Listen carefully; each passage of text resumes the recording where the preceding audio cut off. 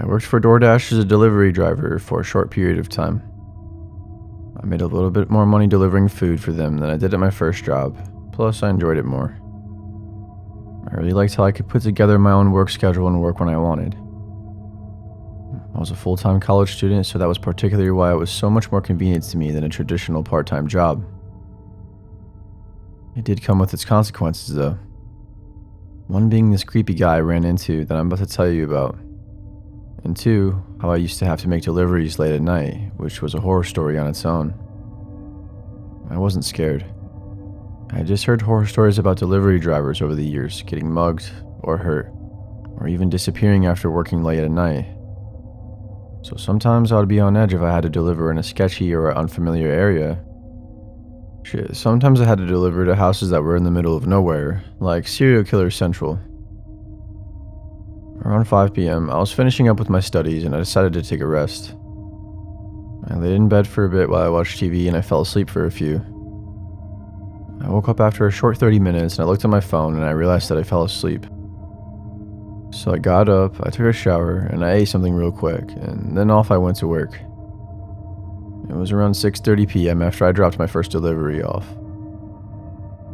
I was on track to being able to do 8 or so more deliveries. That would require me working late into the night. Sometimes I could get 2 deliveries done per hour, but on average most deliveries took me around 45 minutes to complete. All the way from driving to the restaurant, then waiting for the food, and of course driving to the customer's drop-off location. This meant that most nights I would easily be out until 12 or 1 a.m., sometimes even later. The only restaurants in my area that were open that late were McDonald's, Taco Bell, and this one diner in town. They were all open 24/7 and a huge hotspot for DoorDash at night. I would get constant orders from the late night stoners that would stay up in the middle of the night and wanted a quick and convenient snack. I would say around 11ish after I picked up the order for the customer, which was probably my 4th or 5th delivery. The customer messaged me out of the blue, which wasn't unusual, but his message was what got to me. I still remember his name was Michael. He told me that address might not show up on maps and that he doesn't live there at the house and that he was homeless and he just needed an address to use to get the food. He said he thought the house was vacant. I probably should have contacted DoorDash and then had them drop the order for me. Right then and there.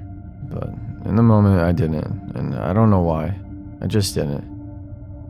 Anyways, he told me to call him if I had an issue with finding the place. Thought his request was really weird and strange, but I felt like I had to help him get his food. If he really was a homeless man, how did he have $40 for DoorDash? These were the questions I asked myself, but still for some reason my brain convinced me to go through with the order. As I turned down the street of the house he was supposedly on, I quickly realized just how off-grid we were, and the further I went down the road, the more narrow the road became. It seemed like it was getting darker by the second. As I continued driving, I started to get an even more weird feeling, because at this point, I was practically in a secluded area. The houses were far and few in between, and it was mostly fields and trees. That was when I received another text message from Michael. It read, "Hey, I saw you. Turn around. You drove past me, silly goose." I pulled into the next driveway, turned around, and texted back saying I didn't see him. But my message wouldn't go through due to the fact that I lost service on my phone.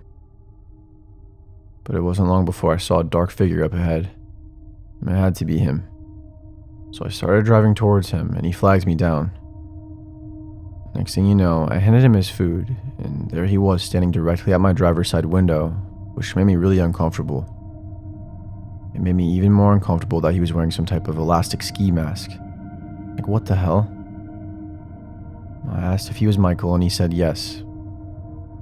I honestly didn't know if it was really him, but chances were that it was. I didn't even care if it was him though. I just wanted to get out of there as soon as possible. As I was just about to start pulling off and started to roll up the window, he started to pull on the door handle, but luckily I had it locked. He then tried to get his hand in the window, but it was rolled up high enough to where he couldn't do anything, like grab me or the lock. And that's when I saw he had a syringe in his hand. He made a final attempt at breaking in by trying to smash the glass window open, but it didn't work well. He cracked the window a little bit, but I managed to pull away before he could take another swing, which potentially saved my life. That was my creepy encounter while door dashing. I reported it to DoorDash and they said they would ban him from using the app for good. But I have a feeling that's not going to stop him from trying Uber Eats, I'm sure, if he hasn't already anyways. He should probably be blacklisted entirely from the internet, but I'm not sure that's even possible. I'm not sure what he was trying to do.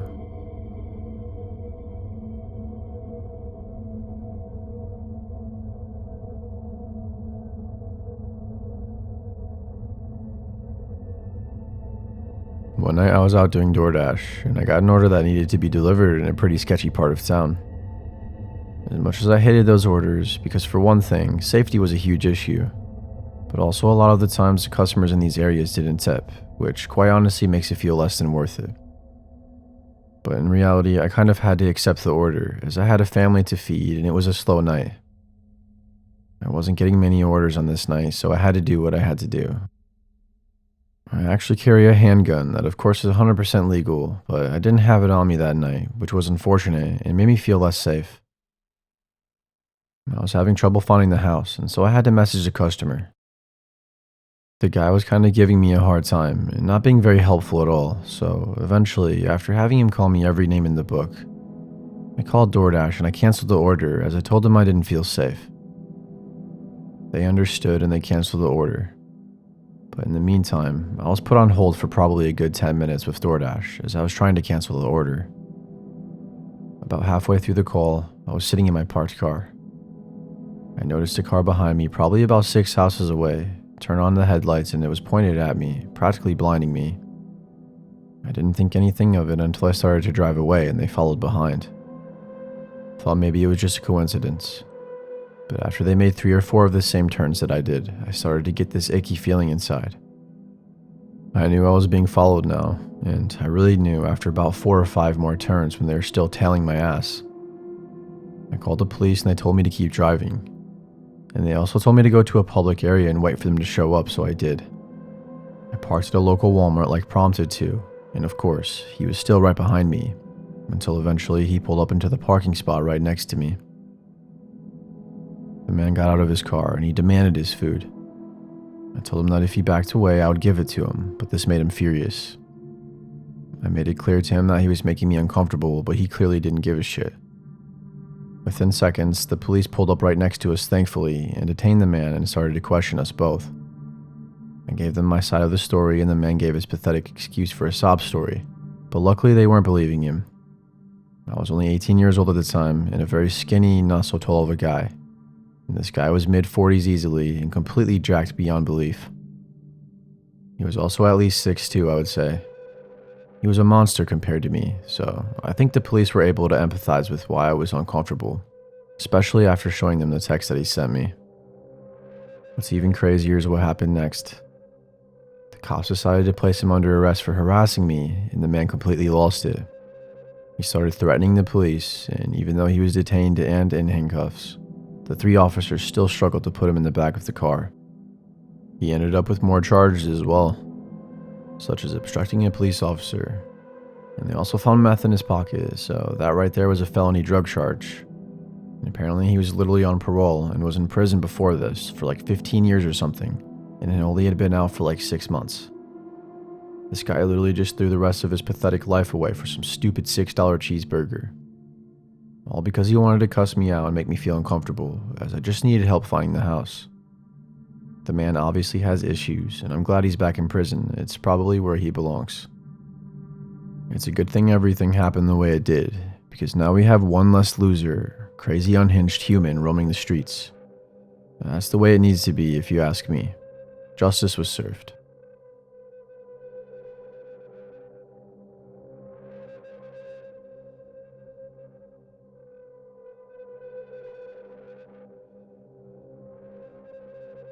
I used to deliver food on the weekends for DoorDash, Grubhub, and Uber Eats for some extra money when I was able to find the motivation.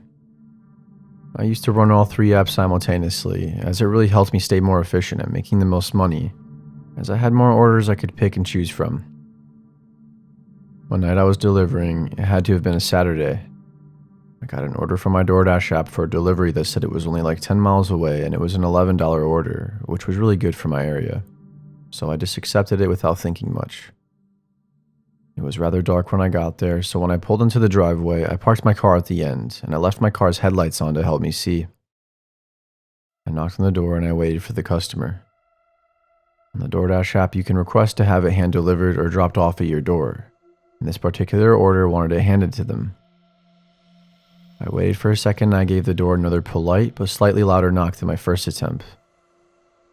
And almost right as I did that, I received a message from the customer, and they were politely asking if I could meet them around back to hand them their order. Right away, I got a horrible feeling about that, but I didn't know what else I could do. So I ended up doing the stupidest thing possible. I went against my gut. I just texted him back and I said okay. I started walking towards the back, and it was even darker back there than it was in the front. I started to feel some adrenaline and some intense anxiety, so I decided to turn back around. Something made me turn around. It was like I didn't even have an option. It was so dark that I couldn't even see my own hand, right in front of my face.